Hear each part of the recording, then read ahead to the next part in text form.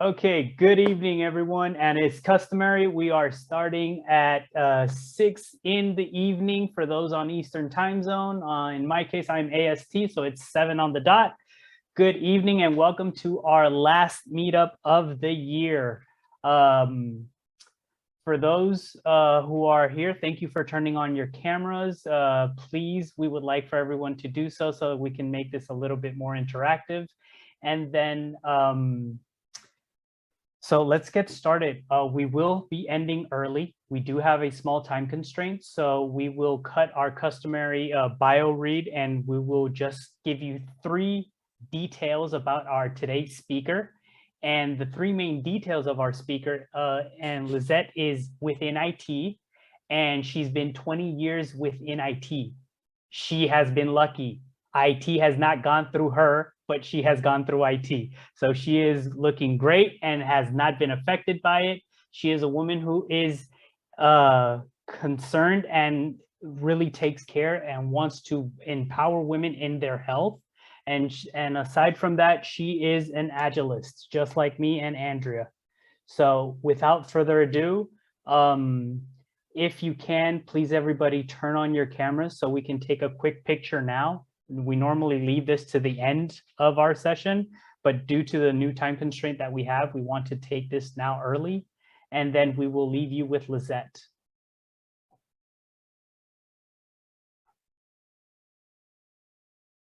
So, Andrea, are you taking the picture? Yes, I can take the picture. And we will take a picture again at the end, just before Lisette leaves, because I'm sure we'll have more persons join then. Yeah, just let someone in the room.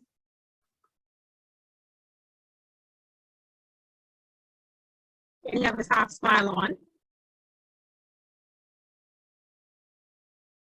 Okay, oh, I did like 5 pictures, sorry.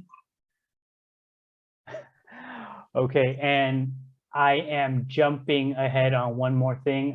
It is customary within this group that we always start with an invocation, and that will be done by Monique.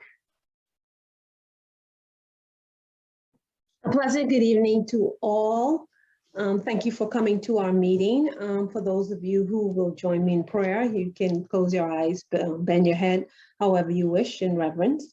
Heavenly Father, thank you for this meeting, another meeting of Bahamas Agile Project Management Community. Thank you for the persons who pioneered this great community, and for those, dear God, who are part of it. We thank you, dear Lord, that we shall have more members in 2022, and we shall become even more productive and visible in the years ahead. We ask that you just bless our speaker, Ms.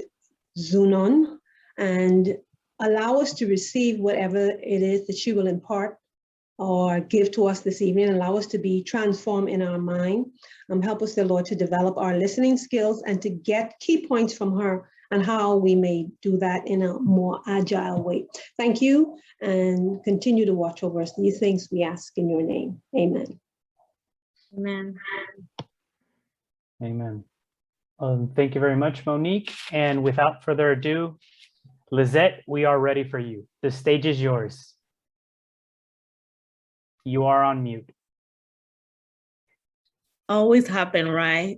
I was testing my mic. Hello, everyone. Thank you for the welcoming. Thank you for the invocation. I really appreciate it. I'm excited to be here. I don't think it's going to take us the entire time, but I think I love what you say, Omar, that everybody, if you can, to be on camera, because it's going to make this conversation a little bit more fun and interactive. So let's just remind other folks when they come in later on. So I'm going to start by sharing my screen. And at any given time, you guys know how technology goes. Things can go wrong. So just be ready for anything at any given time. But let me know if you can see my screen. And I'll go in presentation mode. Okay, let me move stuff around. I'll go in present mode. Just to make it easier, let's see. All right. All right, so I'm Lisette, and I'm excited to be here to talk about how we can leverage listening as a superpower as Agile leaders. And I know that I'm excited about how you guys form your group, and you still are in your infancy, but it's so good to see that, you know, even as far as in the Bahamas, you guys are trying to be strong Agilists, and that is really what I'm passionate about. What we're going to be talking about today, the agenda, is really learn how to be an effective listener. We're going to get into a deep dive into the 9 technique of how to become a better listener. And then I'll spend some time in talking about how successful leaders apply listening to their advantage. And then at the end, we'll talk about different situations where you can apply listening to your to your work, you know, as an Agile leader in your project management journey. All right, I was telling Omar earlier, as far as like bio goes, that I have this, you know, you can take a screenshot, whatever, but I'm not one that like, I wear many title, many hats, but I think he already went through what is super important is I've been in the software development space for almost 20 years. I don't look like it, thank goodness.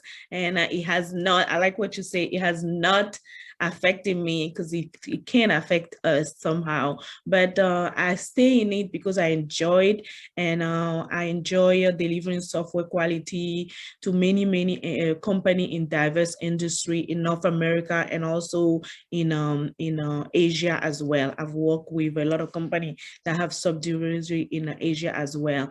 But what I'm passionate about is really women health, women in STEM, women in leadership, women empowerment, and also in STEM and Agile. So that's what I'm here today to talk about. I will share again my social media, and I love to connect with all of you.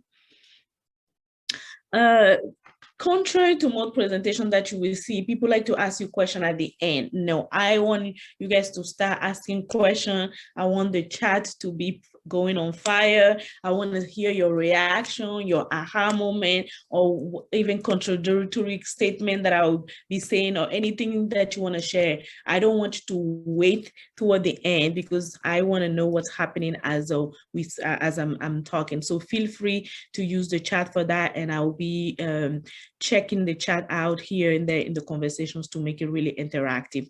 And at any given time, please unmute yourself to ask a question. I'll be happy to also answer as well. And if you also have any personal experience that you want to share during the presentation, feel free to add in as well. It makes it really fun, so we don't have just one perspective. All right, so today's session is really about how to become a better listener, right? And I don't know if you guys saw my, I want to go back because I missed that. I love this. This picture here. I love this picture because, you know, I have little kids and whenever they want to talk to you, for whatever reason, they always feel like, you know, you don't hear them and they want to talk in your ear. So listening is something that, you know, from a very young age, it's a skill that we're already practicing. But believe it or not, as an adult, and even when you become a leader, it seems like it's a skill that we miss for some reason. So the goal here today is really to get a deep dive, you know, and I became super passionate about this topic. I've been a Toastmaster outside of Agile. There's other thing that I love doing. I've been a Toastmaster for nearly, I would say, yeah, 15 to 17 years. And in my Toastmaster journey, you know, you learn about leadership, you learn about different leadership style. But one of the core things that I spent my time was the one listening. And because I know I was doing this presentation today, earlier this week, I saw something on LinkedIn. Somebody was talking about, you know, I'm always curious. People are talking about leaders, you know, and they were talking about 9 traits of a leader. And I just came through it, and it was like, how to give great feedback, how to give, you know, speeches, but nobody talk about how to be a good listener, you know. And for me, I feel like it's a very simple skill that it's an easy thing that we think we all know how to do, but it's a really challenging to be a good listener, you know, and to be an active listener and to be an intentional listener. So listening is definitely a secret weapon for any leader, change agent, and coaches. And when we talk about Agile, we all leaders, we all change agent, and some of you guys are coaches as well. So this is very crucial for that. So listening is a basic human need. You're going to see throughout my presentation, I share a lot of, because I did a lot of research in listening, I love quotes. You know, every morning I post quote on my Facebook and my other social media. I love quote. I wake up to quote. So I have a lot of quote around here. And feel free to screenshot them. I'm not going to be going through all of them, but they really guide me in the speech here, in the presentation here. So listening is a basic human need. You know, we usually listen to things when we need help, you know. So the first duty of love is really to listen. I was talking about kids earlier, that when they want to tell you something, you know, they come to your ear, they're showing how much they love you, they want to tell you a little secret. So listening is really a human need. And most of us, why do we listen? Why do we listen? Let me move this here. How to be an effective listener. Most people do not listen with the intent to understand, but they listen with the intent to reply. You know, and Stephen Covey say that. And what that means is, like, you have you ever found yourself in a conversation with somebody and they just want to jump in, you know, they have this urge, like, let me tell you what I think, you know. And it's very difficult to find people that are like listening to you effectively. So that's what we're going to learn today in the next hour here. So learn and practice listening skill. What you're going to learn today is definitely going to change your life. I believe that, because it changed my life. You know, I was fortunate to get on this bandwagon, so to call, early in my career, and it has been really powerful, and it has helped me a lot in a lot of situations as a leader and as an agile leader. Definitely, good listening skill help us understand the other people's point of view, and there's so much personal gain, when you can understand other people's personal view.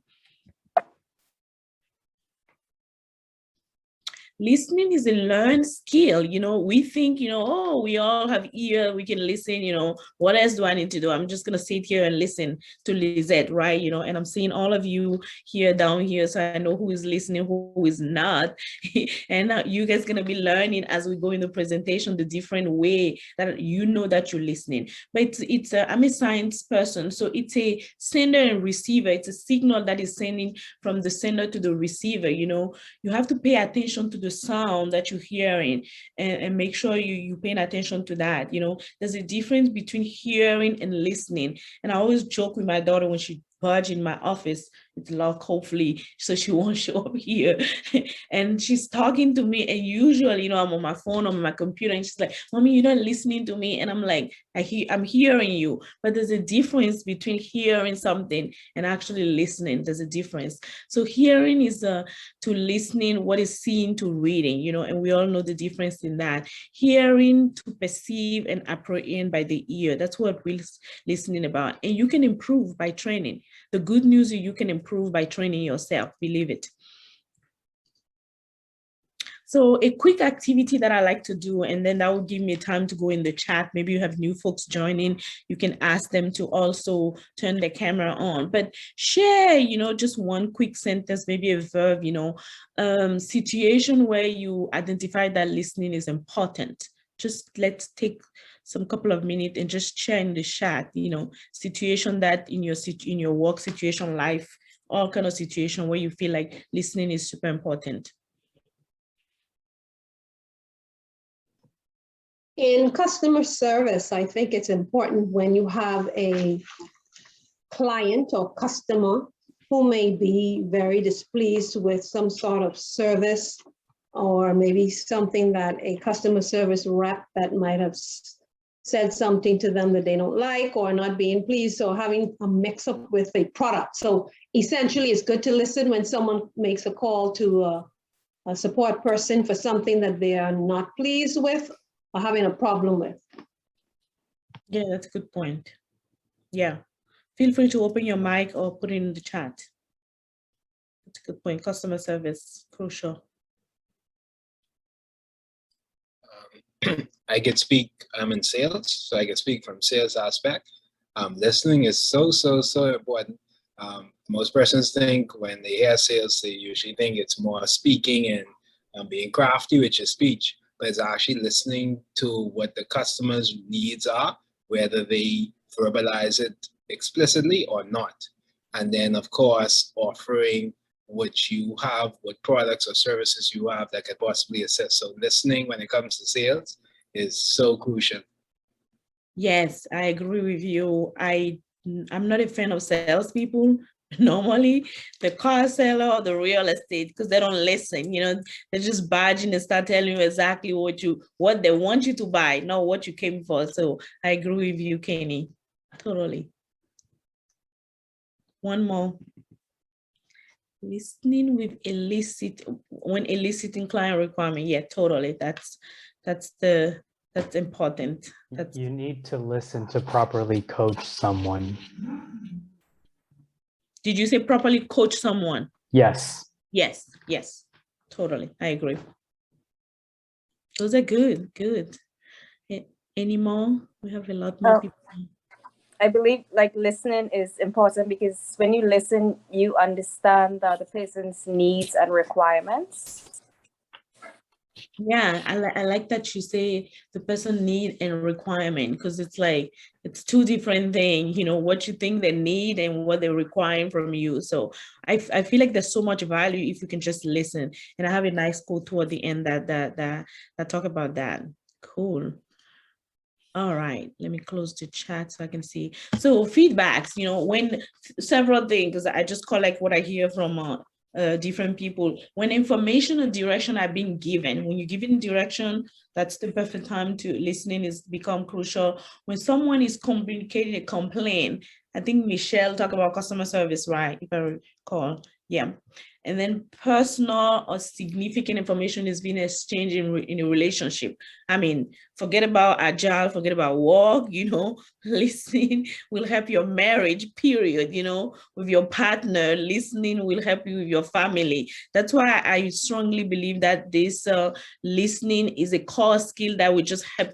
When I say change your life, that's what I mean. You know, people go to a counselor because they can't talk to each other and they have to go to a therapist or counselor to just have them say, you talk, then you talk, then you talk, you know. So listening, it's definitely important in a relationship. When people are making plans to do something together, that is also important. How many times have you planned a trip with your friend and they didn't take into account everything that you wanted? That is also because they didn't listen to what you want. When people enter into contracts, so Kenny, back to the sales folks, right? When you're doing contract and agreement, listening is super important because you want to make sure you document everything that the other party wants. When people try to solve a problem through discussion, that is pretty common in our world in software development and project management, right? When we're doing requirement and when we're listening to the customer feedback.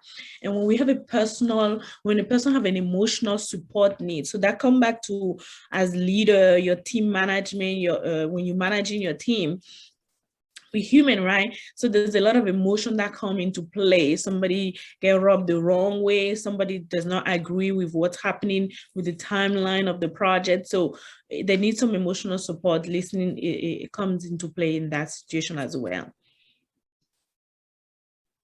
So the importance of listening, right?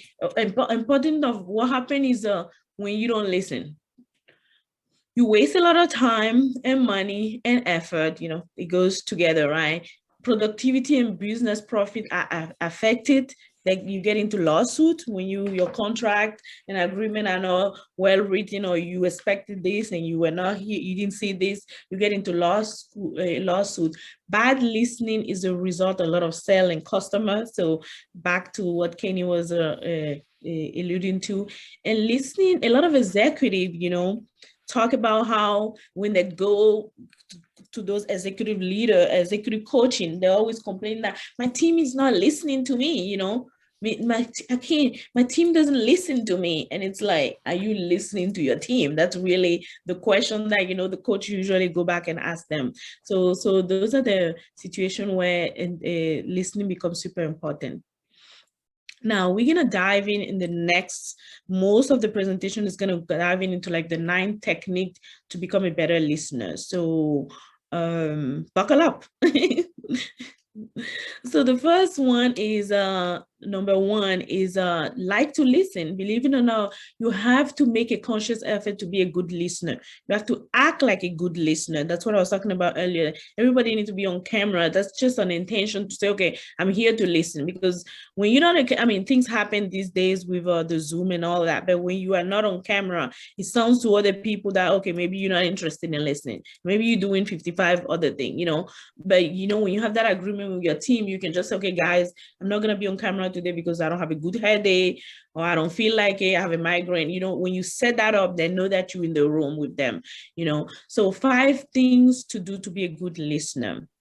All right, focus your eyes on the person that is talking. Even in this room live, in this Zoom live, we can still do that, you know. We can be wandering here and here and here. It's like focus and talk to look at the person talking. Be attentive if you happen to listen.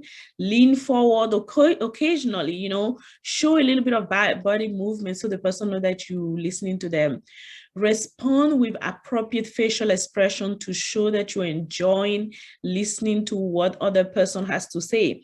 And I see Andrea is like smiling, but even for me, I catch myself sometimes I'm watching a YouTube, you know, alone in my office, and I'm smiling, and because I'm in so much into like the YouTube that I'm smiling. So because I train myself so much to be listening to what I'm hearing and paying strong attention. Respond with the appropriate facial expression. Encourage the speaker by asking supportive questions. You know, I started by telling you, just start asking questions. It's part of the effort for me to know that you guys are participating and listening. And the last one is my favorite one, because I used to really think this was bad. But then when I started doing my research, I was like, this is good. I'm on the right track. I don't know if it's culturally, but I like to respond, you know, when people are talking, I like to give them like, yeah, I agree. Thumbs up.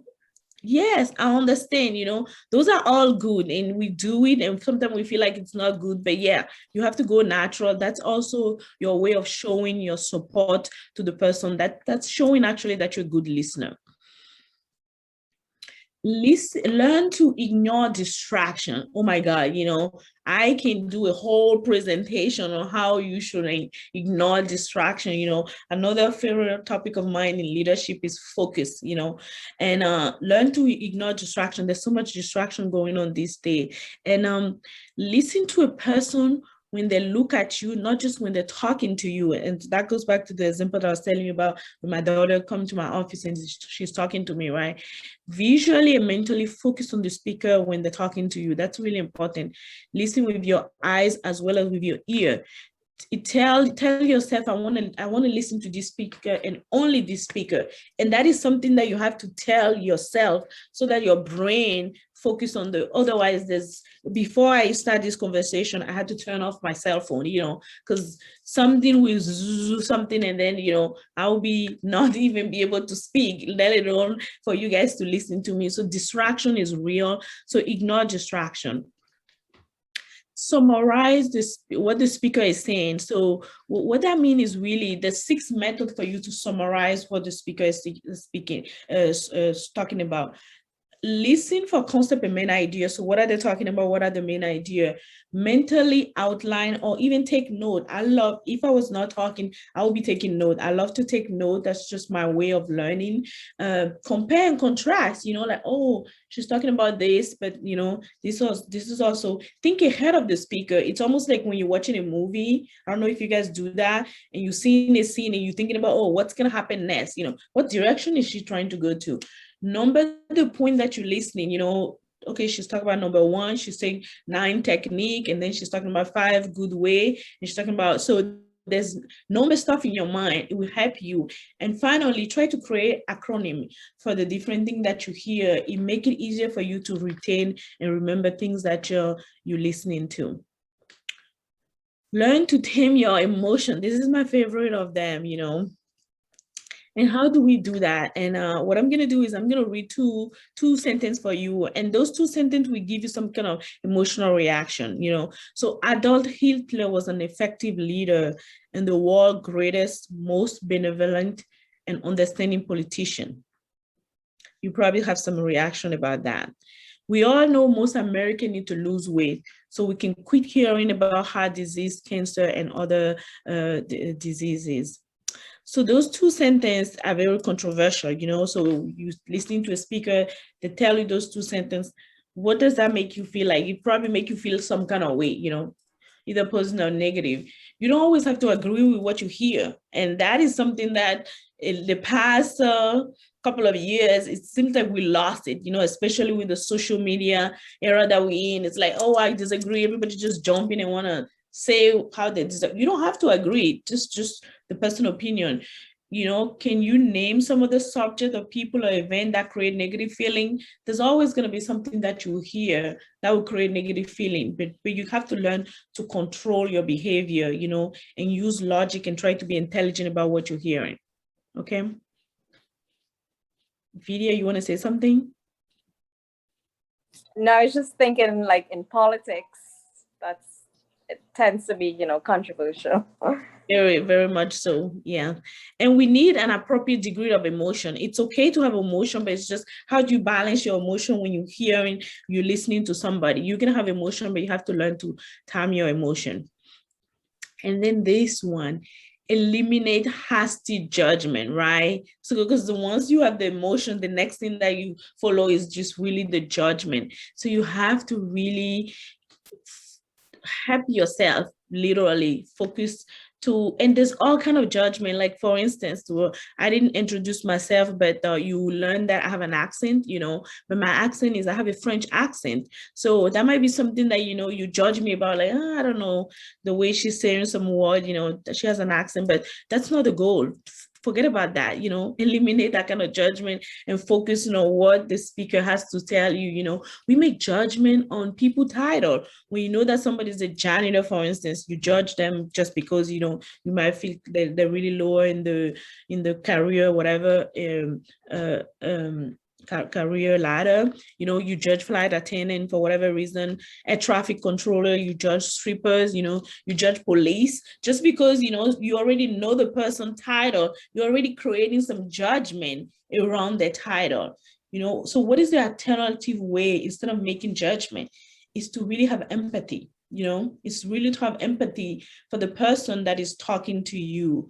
Seeing, so I like this quote that is here. It's like seeing with your eyes, with another person's eyes, listening with another person's ears, and so forth and so on. So listening with empathy is super important, you know, listen to understand, not to say something back in return. And that is the hardest thing that you probably never thought of, but you probably already experienced that. Sometimes you just want to just say it, but control yourself. Try to place yourself in the speaker's shoes, you know, listen to the point of view and try to say, okay, where are they coming from? You know, what is their life experience? Why are they thinking this way? You know, hear the speaker out, be alert about everything that's it's been saying, you know, avoid selective, because what we do is actually, you know, when you start hearing things that kind of like disagree with you internally, you say, you choose what you want to hear and you leave the other one because it's really messing with you internally, really. So eliminate the judgment. And in eliminating judgment, you know, you have to think about connotation versus denotation. And what that means is there's difference between the word that is used by the speaker, right? So concentrate on the connotation, which is the word meaning, and don't get stuck in the denotation, which is the actual dictionary's definition, you know, because at the end of the day, word don't contain meaning. We supply the meaning to the word, you know. So it's really us that is, we're doing ourselves some disservice, you know, when we're focusing on that. So that helps us also eliminate judgment. And then this one, right? Video, you were talking about politics earlier. This is the biggest one, right? Fact versus opinion. So, you know, for a fact, for the last, I don't know, 5 years at least, you know, the fact no longer exists because everything is fake. Everybody has their opinion and they make the opinion fact. But you have to know when the speaker is talking, what is fact and what is the opinion, you know? So our everyday life are dominated by computer. That is a fact. Another fact is I'm standing in front of my computer right now speaking to you guys. So those are facts. You know, I can't say, oh, I'm in bed. No, I'm not. I'm standing in front of my computer speaking to you guys. So a fact is a conditional event that you can verify. It's like known fact, right? But opinion is something that you cannot verify. So it's express a judgment. So you have to also understand that when you want to have an emotion around what the person is saying. And number 6 is never interrupt, right? And this is not a comedy show, but you know, people in comedy, they really get people heckling them. Don't be those people that heckle people in a comedy club. Don't be those person when you're listening to somebody, even though you have the urge. But why do we interrupt really when we're in a conversation? Because I mean, this is like a presentation, so you guys are being really polite, but you know, in the day-to-day conversation, in your project meeting, or you're coaching somebody, or in a project, you know, everybody want to talk. Everybody has that urge to speak up and say something, right? But why do we interrupt? Because it's not because we're bad human. We just interrupt because we have the urge to do it, because we agree mentally with the speaker. That's really what it is. It's because when the speaker says something, we already have an opposite view and we want to bring it out as fast as possible. It's because we continue to ponder something that was said and we have a different point that we want to make, you know. It's because we mentally questioning the statistic that was presented to us. So we want to bring it out and say, okay, I disagree with you, you know. We don't remain open to the reason. We don't just quiet down and say, okay, why are they thinking that way? What is the reason? You know, what is the reason why they're thinking that way? So if you just take a little bit of a minute, and this presentation, actually, when I do it in a workshop session, it's like a half of day. And each of these techniques, we actually present the technique and we practice it. This exercise that we practice it. So when COVID came, I push it down really to like an hour presentation, but this original presentation was like a half a day presentation, like from 8 to 12, where we break out into section and we go through each of these, you know, how like we'll have like a conversation, me and Omar, and then we'll see, you know, how other people interrupt or how he tried to interrupt me, and then how he can try not to interrupt. So this is real life. These are things that, you know, we go through, but we don't realize it. Number 7 is inspire openness. Inspire openness. And what that means is really look at the speaker, not in agreement. Smile when you hear something you like. Communicate your reception. Look friendly. React positively. Act like a good listener, because I love this Dalai Lama quote that say, when you talk, you're already repeating what you know. But when you listen, you might learn something new, you know?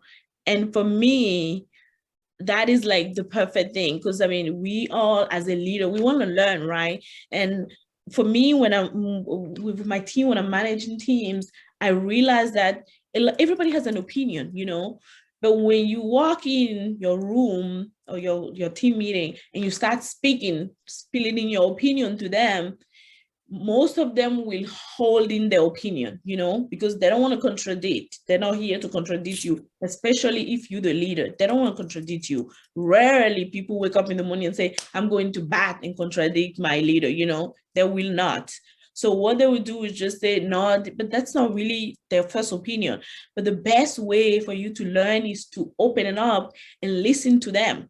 When you listen to, because you know your opinion, you know how you feel, but when you get, you know what you know, right? But when you get to listen to other people, you learn something different. You learn a different new perspective, and it can actually change because you don't have a preconceived judgment.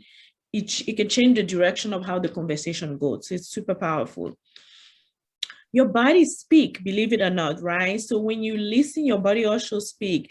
And body language is super important to a speaker as well as to the listener. You know, my body language as I'm speaking to you matter, but also your body language matter too. Because, you know, like I see Vidya, she's touching her ear, so it's like, okay, what is she doing? You know, I see Kenny touching his nose slide. So your body is saying something. Everybody, it doesn't mean that it's saying something negative, but maybe that's just the way you listen. You know, like I know when I'm really deeply, I don't know, this is some kind of like savant way, but I like to be like this, almost kind of like how Divya is like, I like to really lean in and so everybody has different way, but you'll be alert to know that, you know, your body is speaking to the person that is talking. and acknowledge the need to listen as well. You know, acknowledge the need to listen and generate conclusion, because for you, whatever you just heard, you know, you have to make your own conclusion, and it's not a judgment. There's a difference.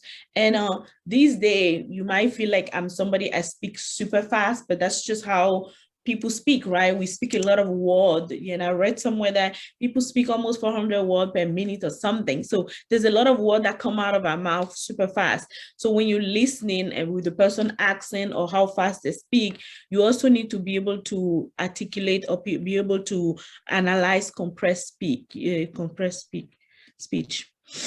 So generate your conclusion. Here it is, about 400 per minute on average we use, right? So generate your conclusion it's different than making a hasty judgment. It's not a judgment, it's just you making your own conclusion for yourself. This is what I heard, this is my takeaway, what we call it, this is my aha moment, this is, you got to define that for yourself, you know. So your conclusion are reason, thought, interpretation for you. It's not a judgment. So there's the difference between the judgment and the conclusion that you're making. It's two different things.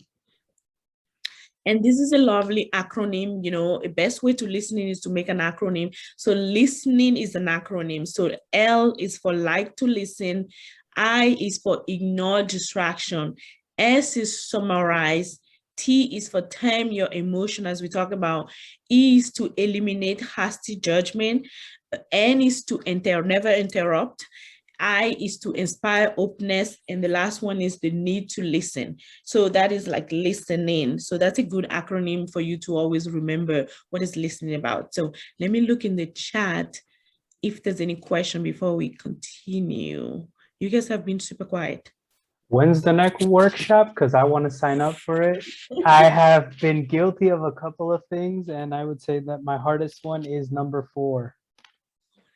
Let me see number 4. What is number 4? I would agree. I would agree with emotions. him. I would agree with him that that's his most difficult one. Yes, yes. But you know, it's definitely something you can work on. Like when you look at it, I remember the first time, I think mine was, believe it or not, number 2 and number 6. The first time I took this, so I did this workshop personally, you know, I was like, I have a hard time with this. But as you grow, you know, in your career or even in your personal development, you know what is your issue. Like I know if my phone turn on, it's going to be super difficult for me. So I'll turn off my phone when I'm in a presentation or when I want to focus on something. Even I want to do focus work, I put my phone in the couch. So there's no need for me to be hearing the zzz and be wondering like what's happening. So everybody has their own. And once you know your guilty pleasure, Jackie, you have a question. Go ahead or comment. I wanted to find out, how did you work on number 6? Because number 6 is, I'm a lot better. But I remember many years ago, I just said to myself, I said, you know, I was just having a conversation with God. And I said, you know, God, everybody's talking, but who's listening? And I said, you know, I want to be a great listener. What did I say that for? And what did I get myself into? I mean, it was like I had number 6 interrupting. It was so bad. People would be like, Jackie, you always interrupt. You don't never let me finish or let anybody finish. And I'm a lot better now. But what did you do in order to help you, especially with number 6? That's a big one for me. Yes, Jackie, I'm here. I'm there with you. You know, I'm a lot better because now like I was saying, the presentation, it's a workshop, right? So when you see yourself physically, and I have to try to remember the exercise. Maybe I can even send it to you. That go with the number 6. But when you see yourself physically interrupting, because we interrupt because we don't even know that we interrupted, you know. It's also because our brain is way faster than anything else happening. So a couple of things that I do when I'm talking or when I'm listening to somebody and I have a question, you know, I write my question down. I just write it down, you know, because I take notes, right? So I have my question, I write it down. So what that does is, because the reason why you're interrupting is because this question is so good, it's so juicy, you don't want to forget it. So you're like, oh, me, let me talk. No, I write it down. So when I write it down, it quiets me down. I don't have to talk. I can continue listening, you know, because another thing with interrupter is because you have this thought, you're not hearing anything else that the person say afterward until you put your whatever word in, right? So I write my question down, or question, suggestion, whatever is making me want to interrupt. I write it down, it quiet my brain, then I can listen to further. I tell you 99% of the time, you will get your answer already before you come back, but then when the person say, okay, do you have a question? Do you have this? Then I can now talk. Oh, when they finish, I'm like, oh, are you done? And another thing that is here is, I'm trying to see the summarize part, right? I remember the exercise in the summarize is Omar is going to talk, and then I'm going to ask Andrea, summarize what Omar said, because that's another way for me. I don't know, because English is my second language. It helped me a lot because I try to summarize what I just heard. So I'm going to be like, this, let me just make sure I understand what you said, So by doing that, I'm repeating what I heard and I'm not distracting. So it's tricking me to not become a distractor, but it's kind of like repeating what I heard. And from there, I can now ask, then the person will be like, no, that's not what I mean. Okay, now let me ask my real question. So by the time you do those 1 or 2 steps, you become less an interrupter and you gaining more skill to be a better listener. But it takes practice. First, it takes awareness. So you're already there, 50% in being aware, because most people like, no, I'm not interrupting. Yes, you are. We saw you and everything. So the first step is aware. And then the second step is like, start doing different practices like that to help out. So that I think Monique was asking if you could have gone back to your previous slide. She was trying to catch what was your point number 8. Yeah, I'll go back. Oh no, if I know how to go back, that would be good. Yes. Is this number 8? No, this is number 9. Let's see. No. Acknowledge the need to listen. It's very simple, but it's just like, because we are powerful human beings, right? We're just powerful animals, I want to say, So if you tell your brain, don't do this, your brain is not going to do it. So you need to say, okay, brain, I want to listen to Lisette right now. It's that simple. And then you will listen. But if you have because we have so many things going on in our head, you could be in a meeting and you're thinking about dinner right now. Like, what am I going to eat after this? I have to go pick up my daughter and then I'm going to put the food in the, you have so many things happening in the other side of your brain. And it's really cumbersome for you to focus and listen. So it's easy as that. Any other question before we keep going? And I'm not looking at the time, so I have no idea what time it is. I don't have. We have right now we have around, I would say, 17 minutes before we reach I would believe it's your 6 o'clock. Okay, the hours. Okay, that's good. We're still good. We still have time. This is where I was. Let me go back to the comment and see. Please help us provide feedback. Okay, that's feedback. What did you say? Number 6, need to listen. Okay. What a different representation. What did Monique say? What is worded differently? Oh, she was I got talking. it. I got it. When you went back to the slide, I was able to Okay, that's what you meant. Okay, got it. Super. Thank you. All right. So this part of the presentation has nothing to do with Agile, but has a lot to do with leadership, which is really the core. It's like this skill set is not something you're gonna learn. This is skill set that we should teach kids, even, from the kindergarten all the way to 86 or 89-year-old women or men, right? So it's an important skill set that we need. But as a leader, active listening is a critical skill. So I'm going to talk about a couple of scenarios, but look at this, listen and silent are spelled with the same letter. Isn't that something, When I learned that, I was like, what is the universe or God is trying to tell us, Maybe you need to be silent so you can listen more, So active listening involves organizing and interpreting what you hear. And as a leader that, everybody's going to be talking in the room, and your best bet will be to listen so you can interpret what everybody is saying, so you can really come up with a decision, and quick decision, you know. And so if you're not listening to people, you can never come up with decision, the best decision that help other. You're going to be coming up with your decision that you think is better for you and just imposing on other people. Active listening also involves communicating your willingness to listening and be non-threatening. This is super important. Understanding other point of view and providing feedback. How many times have you been working for a leader that say, you know, I'm really open, you guys can always come talk to me, but you know, the few people that have talked to that leader, you know, it backfire on them. So you have to be really non-threatening. You know, you have to really show that, okay, if you talk to me, I'm gonna hear you. How many times have you been in a one-on-one meeting with your manager or a leader and they're on the phone, you know, or they're on the computer while they're talking on the computer, but they're not taking notes, you know, because that's different. I take note when I'm on the computer, you know, and I make sure I take my colleague that, okay, you see me on the computer, is because I'm taking note of what we're saying, not recording you, but I just need to take note. So, but how many times? Because people don't pay attention to that. And that is just a trait that will tell you that this leader has not got that. Listening is super important for them.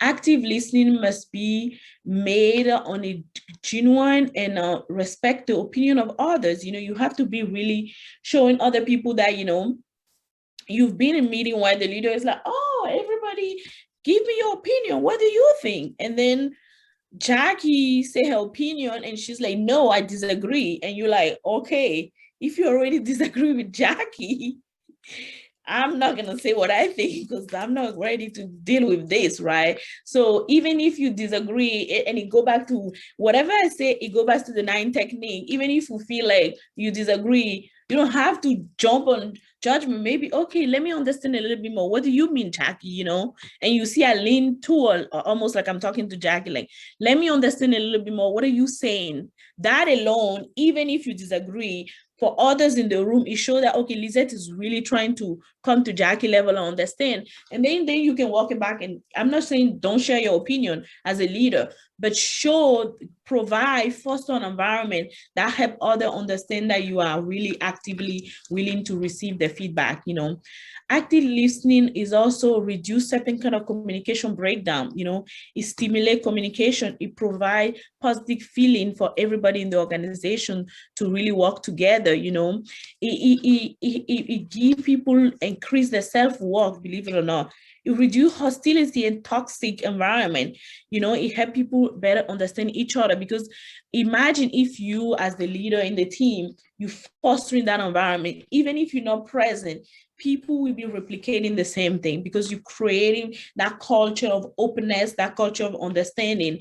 And even if you're not there, because as a project manager, as the Scrum Master, or whatever role that you have in Agile, you're not always going to be in the room, but your footprint, your emotional footprint will be there, you know. So people know that, you know, this is the environment. You know how like we create the agreement for the team at the beginning of the Scrum and all that, but the agreement is we want to listen to each other, we want to support each other. That's like in the world, but how do you actually do that in real life? Like when the rubber meet the road and you're really in the deadline, you know, what are you doing when somebody walk in and give you a bad news? You know, how do you listen to that? How do you interpret that? Those are all important as an active listener. Listening and leadership, right? So one of the strategies to improve your leadership skill is definitely active listening. It can help you encourage stronger communication between you and your team member. It really helps your team member know that you care. And this is one of the rare things that, you know, we talked about empathy in one of the slides earlier. Empathy is a game changer as a leader, you know, because I mean, everybody has the skill set. If they don't, you can fire them, but you cannot train somebody that don't have empathy. You can't train empathy. They need to have it or they don't have it, you know, or you can send them to go do meditation, go on a retreat, maybe go on the beach. You're going to really have to work on them, you know, at a very spiritual level for them to have empathy for others, you know, but that's what it really need for leaders. They need to have empathy. They need to be able to show that they appreciate the team member. I was on a call this week, one of the Agile group, and it was about feedback, feedback loop of something, and the presenter show us or present us a video of a leader showing appreciation to his team, and he just bumping into the demo meeting, and he was showing like in a really good 5 minutes, but it was like appreciation for what they do, for all they have been doing over the year. And I just love it. I was like listening, but not actively because I was multitasking, but he caught me, when he put the video on, I stopped what I was doing because I can really hear in his voice that he really cared, he really cared, because he was really a good 5 minutes. And this presenter really wanted to share how, leaders should come down to their team and show appreciation to them, not just say, oh, I appreciate you guys for what you do, this, you guys know I appreciate you, but you need to actually tell them why and how and when did you appreciate them. It really makes sense. It really make a difference in the team member. It really motivate them, inspire them to do more work. It helps people to show them that you their value. You value them as an individual, that they're not just a resource. In project management, we like to talk about resource allocation all day, but at the end of the day, people are not a resource. They're human being. They're human being. They have family. They have wish. They have dream. They have hope. And as a leader, if you can show them that you care about them at the deeper level, not just your project, your hours, things moving on an agile board, but you care about them. What are they doing in the holiday season? How they're gonna spend the holiday season? You care about them. I was on a call with my team this afternoon just talking about, and we spent literally 45 minutes just talking about our holiday plan, what we like to do, what we don't want to do, who we don't want to see, it's just a good, especially in this virtual world as a leader, it make you closer to your team. They get to know you on a different level. It's not just about work. And that definitely drive employee engagement, because in this great, I hate calling the word, in this great resignation that everybody's talking about, people are quitting here and there, but you got to look closely. What are they quitting from? People don't quit the organization. They quit their boss, they quit their leader, they quit the people the leader that is on top of them, for lack of a better word, the person that is breathing on them. That's where they quit. So you don't want to be the leader that people are quitting from, but you want to be the leader that people want to work for. So that really, and if you just pick one thing, for me, that's the reason why I love listening, because I feel like out of everything, be a good presenter, give feedback and all that great thing. Everybody want to do that and be flashy about it. But if you just be the quiet one, just be quiet for some time and listen to the folks around you. You will learn a lot from them as a leader. So this is a summary, we at the end of our session. I hope you had enjoyed, what we talked about was really how to listen effectively, the deep dive on the 9 techniques to become a better and effective listener, and I can always go back to that final slide if you want to take a screenshot or anything, how to be an active listener and be a better leader as an active listener, and how you can apply better listening habit to your situation, let it be your life situation. Like I say, it will change your life, or let it be your work situation. A resource that I use, definitely active listening out of my Toastmaster series was like the main part, because I did this originally for Toastmaster. So most of my research came from Toastmaster education, but also throughout the year, because I've been doing this for almost 11 years now, when I started talking about this.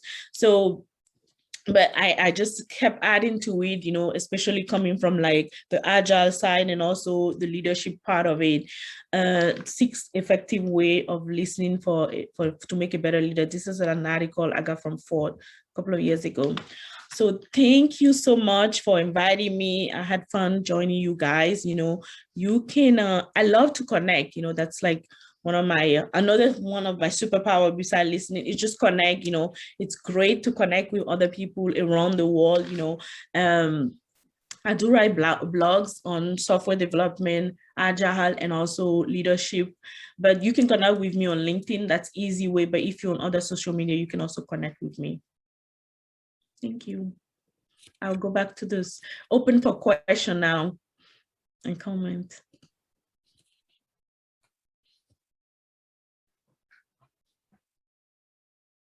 Oh, if anybody has a comment, please put it in the chat or go off mute.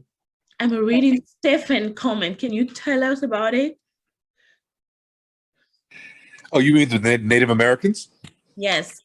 Yeah, they it was a ritual that they had whenever they had their meetings. It was a decorative, usually with leather and feathers and stuff like that.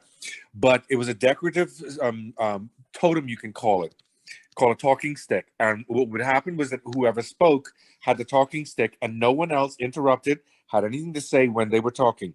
Everyone paid attention. You wanted to talk, you put your hand up, you get the talking stick. When you get the stick, you start to talk. And that way, by setting that rule, they made it so that it's almost like going into business. You get a contract. Just get the contract, you get the stuff out of the way, and then you can deal with any of the attitudes, any of the whatever it is. It doesn't matter what happens. You have that contract, you're going to act accordingly, and it's set in stone. It's a good practice because it trains you to say, whenever I go to a meeting, shut up until it's my time to speak. I love it. I knew about this talking stick thing, but I didn't know it was Native American. So this is like so revealing. Thank you for sharing. Yeah. You're welcome. The talking stick is not going to be, it's not going to work for me because I'll probably smack somebody with the stick in order to talk. It's like, give me that. So yeah, but yeah, see, I guess you have to figure out what is your talking stick. What is it that, create your own. I wouldn't bring a talking stick into a meeting because that's like you're asking for someone to beat someone across the head with it. I mean, but yeah. there you can have a virtual talking stick. Who knows what, there's always something that you can do. And because it's showing that you're willing to take time to listen to people. That's what it all comes down to. Yes. Take the time. And I mean, interrupting people is because you don't want to take the time to get to the end of it. You just want to get your feelings out. Right. But if everyone wants to do that, then that means the feelings, even though you don't realize it, your feelings are having an effect on people, even if you're not saying anything. Right. So if you're paying attention to someone, giving them your attention, you will probably end up getting that answer that you were hoping for, because you're focused on them, but you're focused on hoping to hear that aspect of what they have to say. So focusing on them and giving them your full attention is allowing them to give you what you're asking for, in essence. Leila put something in there about the history.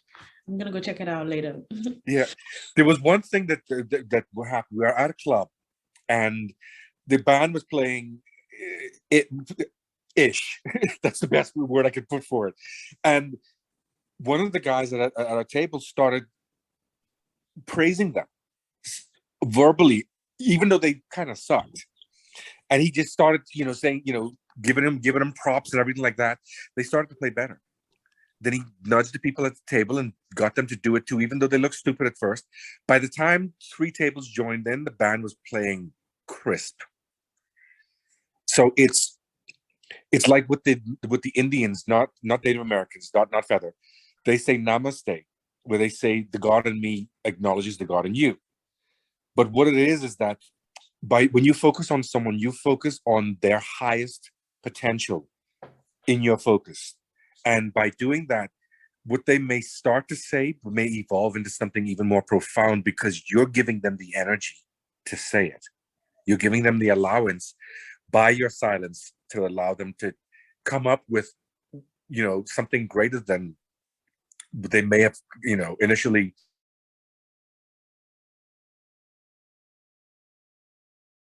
That's because they believe and put their focus on something, and they agree on it. And imagine, think of the concept of project management altogether, where 17 people got together and came up with project management concept, put it into formality. 17 people agreeing. Do you know what it takes for that to happen? So it's doing that. It's taking that time. the time you take in the Agile meetings, people start to realize you're actually interested in my presence for more than a few minutes. Well, let me give you something worthy of that gift. And that's why time is so important. Giving people you're listening, giving them that moment for them to express, not just giving them the moment for them to express, but giving them the energy to express something more profound than they would have come up with on their own. Just my 2 cents. That's a good 2 cents. And I think Nina had his hand raised. Nina, where's Nina? Nina, I don't see Nina. Actually, I was just applauding. Oh, Okay, so I have a question for Mr. Burrows, who was so insightful about the Native Americans and the Indians, and us giving our full attention to whoever's conversating with us and giving them our positive energy. How do you feel about this? Is that was that Elmo? Yes. I don't really have, I guess because I don't have kids, I don't have that much of a feeling about it.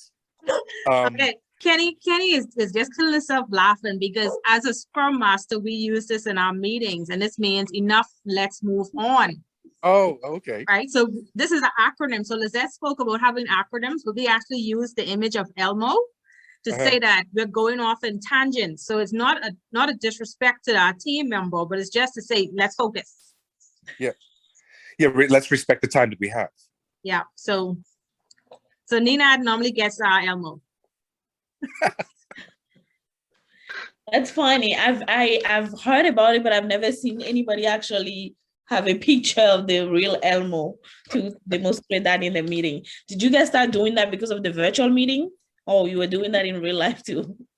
Well, our Scrum team was always virtual, but you know, we have it. I have my daughter made this one for me, and we actually have a timer on the back. So she made this one for me.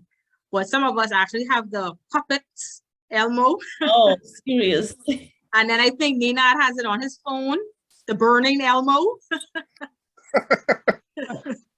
I was just trying to find it. I don't have it, but I think I got it at some point.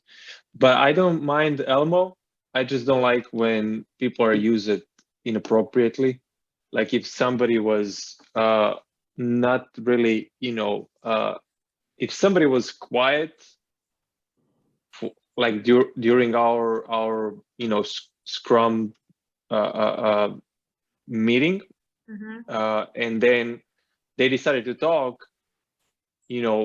and then when they get Elmo, I don't like to see that. I'm not a big fan of that, but I don't mind it. I mean, like it's kind of nice way of saying, hey, let's focus, like you said. Yeah. So you want to give everybody enough time to express themselves. Yeah. On that same note, and Andrea kind of brought it, that's actually where my question is coming from, in the matter of focus and listening. So naturally in a conversation, sometimes your mind kind of wanders, and even it might be in reference to what the person is speaking about, where your mind goes on different tangents. Any advice or recommendations in regards to staying focused or attentive in a conversation? Yeah, so Kenny, what happened is the reason why your mind is going somewhere is because you're distracted.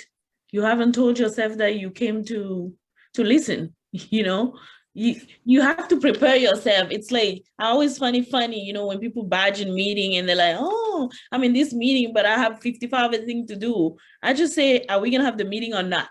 That's what I usually ask, because if we're going to have the meeting, let's just have the meeting, So when you find yourself in those situations as the leader, you have to call people out. I mean, I'm notorious, I will make a good meeting happen, but I will also call out people that are not in the meeting, I will call out. So first of all, I don't accept any meeting. I'm going on a tangent just because I'm super passionate about this, but it's like the whole culture of meeting needs to change, either we're meeting or we're not meeting, let's just not waste each other's time, because some of us are paying really expensive. And sometimes I pay attention to that, imagine you put all of us, 13 of us on a call. That's way too many people for a conversation, productive, right? But then we spend an hour, just imagine how much each of us get paid per hour. And you do that times 13 in that hour. This is expensive meeting. This is an expensive conversation we're having. So you can't just be in an expensive conversation and be doing other things. So first of all, I'm not going to have a meeting if there's no agenda. That's just not happening. I need to know the agenda before I show up to the meeting, and I need to know if I'm required. And another thing, the reason why people don't pay attention is they don't even know why they're here. So I'm notorious of asking, like, why am I in this meeting? First of all, if I don't ask before because I don't know, the first thing I always ask, why am I in the meeting? I need to know so that I can prepare myself, So before I join the meeting, I need to prepare myself like, okay, I'm going to be in this meeting as a listening only person because Kenny is the one talking. So I'm just here supporting, listening, or I'm going to be providing my feedback. So I need to be even listening more attentively, taking my note, getting ready for my question. So it's usually the prep that we do and the intention that you set up for the people that are attending. And you need to call them out, especially if you're the leader of the meeting, you need to call out. You need to call out and say, okay, Davania, what are you doing? Why are you not on camera? Are you going to be part of the conversation? I haven't heard you say anything. So that's how I deal with it. It can be abrasive a little bit, but when you know me a little bit closer, you realize that I'm not doing it because I want to waste your time, but I don't want to waste us time having you around. I don't know if that makes sense. So that's the first thing. I think there's a lot of unproductivity happening in the universe for meeting. It's like there's these memes going around like this could have been an email, right? Like, why are we in this conversation? This could have been an email. And I'm notorious of just calling that out. And usually when you start questioning people, why am I in this meeting? They're like, maybe I don't need you. Okay, I can really use that 30 minutes. And another thing that we do is like, we want to always, I think somebody's talking about social contract, exactly, and the working at forming your team at the beginning. Like, we all need to agree. And I don't say that you always have to be on camera, because that can also be taxing on your mental health, that you always have to be ready for camera. But if this is a listening only meeting and you're presenting, you don't need to see my face. We can all go off camera for the bandwidth, for the network connectivity reason, right? So it's an agreement that you create with your team and you all stay on the same level. Otherwise, people will never pay attention. They have a million things going on. They're reading their email, their social media is buzzing here. And especially that we work in remote, you have no idea what's happening outside. So all of that are distraction that is happening and you're not paying attention. Thank you. And I guess my last question would be something what Nenad would have alluded to. The ironic part about this meeting, the persons who are going to take your advice tend to be the more introverted persons, while the extroverted persons tend to this flies over their head. So my question is, in regards to that dynamic, how do you manage that? Knowing that the persons who originally were good at listening going to be even better at listening, while the persons who need to listen still might not be listening. Yeah, that's a huge challenge for you as a leader, right? But let me tell you, there's a good news. There's a good news because you as the leader, you set the tone of the conversation. You set the tone. So what I do, because you guys all know that as a technical folks, we have a lot of introvert people among us, right? And I'm an introvert.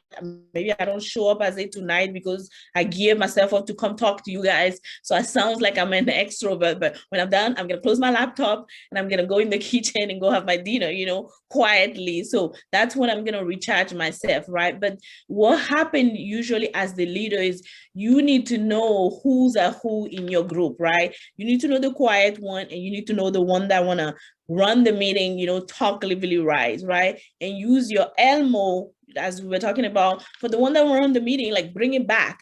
But then at the same time, you also want to call in the one that are quiet and ask them, like, what do you think? What is your opinion? Another thing that happened is most introvert, and there's degree to this, there's no one angle, right? It's like it's a graph, there's people that are really, really on the low spectrum of it. Other people, what I used to do, because I used to have a lot of quiet people in my team, I'll meet up with them before the meeting, just when we're in the cubicle, I'll just walk by and say, oh, we're going to this meeting, what do you think? We're going to be talking about this, and you're already getting them kind of like warm up into the conversation, pretty much like, oh, we're doing this project. What do you think? How are you feeling about it? So they're already talking about it, like it's like less pressure for them. The whole, oh, now meeting, let's talk about it. We already kind of like talking about it in the cafeteria a little bit, right? So you're already getting kind of like their feedback or what they're thinking. So in the meeting, the quiet, super quiet, then you can be like, oh, Nick, I remember when in the cafeteria, you told me X, Y, and Z, do you want to share with the team member? So now they're gonna be, oh, Lisette, you put me on the spot, but you already know what they're gonna say. They already actually even said it. So it becomes a little bit easier for them to restate it in the team. So you get the feedback. So by you learning about each human being in your team, you can help, bring the collaboration and strengthen your relationship together. But the key, I think for me, it was much easier to work with the quiet people, maybe because I'm an introvert, than the extrovert, because the extrovert, they can run the meeting. So I love the Elmo idea. I've never used it. I just like to bring people back and say, okay, now time's up, we have an agenda. And I also think having an agenda is also another point, because you need to follow your agenda pretty much, right? You have 5 points, let's get to, so we're not going to be stuck on point number 1 because, Omar want to run the meeting with his thought and ideas. So let's just continue, and we can table that. We can put it in the parking lot, all those beautiful things, so we can keep the meeting moving. That's usually what I do. Cool. Thank you. Those are great questions. Any other question? Lisette, we're at 4 minutes for you to wrap up. Yeah, I'm seeing it. But this has been fun. I don't want to leave now. Great question. The question are always more fun than the presentation, believe me. Now, there was something that struck that I do agree with you. The meetings can become expensive with the most people that you have there. Sometimes, or at least I try to keep meetings to a short group for that same purpose, so that we can at least conclude, get something done, and move forward. How do you manage when, or what would you recommend when you created a small group, but people keep forwarding that meeting to other people to bring them in the fold? And some of those people who are being brought into the fold are massive disruptors.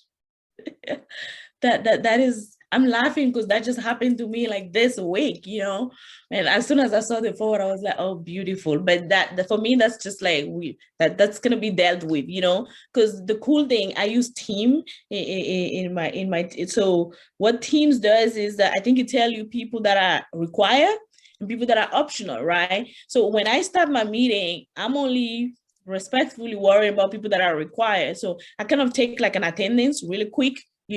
So when somebody is new, I'm just like, oh, so Monique, you new on the call. What got you here? What is your interest into the meeting today? And then Monique is going to be like, no, Omar invite me because X, Y, and Z. Okay, I just want to make sure that, we stay on topic. So if you have any question, let me know at the end, and then you just run through, but you want to acknowledge the new person, but they need to know that you didn't think they were required. That for me, that's my way to acknowledge.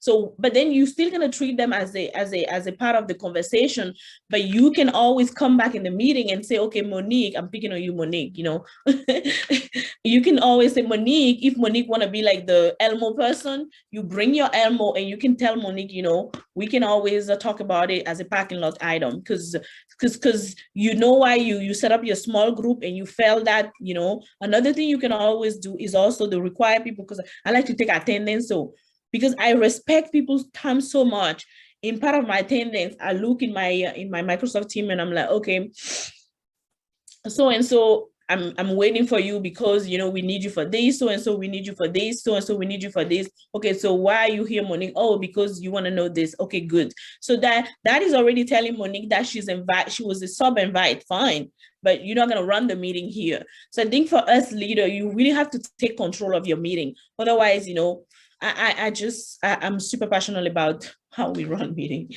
which is something that this was not about, but we kept talking about it because it's super important. It can run our life if we don't pay attention. That's a good question. Thank you, Lisette. Well, ladies and gentlemen, we are almost at time. We want to thank Lisette for coming and joining this last meetup of our year. We invite everybody to come back again and join us because we will be having more sessions. Small change that we will be having, instead of being twice a month, we will have one session at the end of each month. So please come back to us. I did post Lisette's LinkedIn just in case you want to connect with her. Please feel free to do so. I'm going to post again the link to our feedback form. So that just helps us improve and see what we have to do to make this a lot better. And please share with your friends, put it on LinkedIn, Twitter, YouTube. We do have a YouTube channel where we post these sessions so everybody can see them again.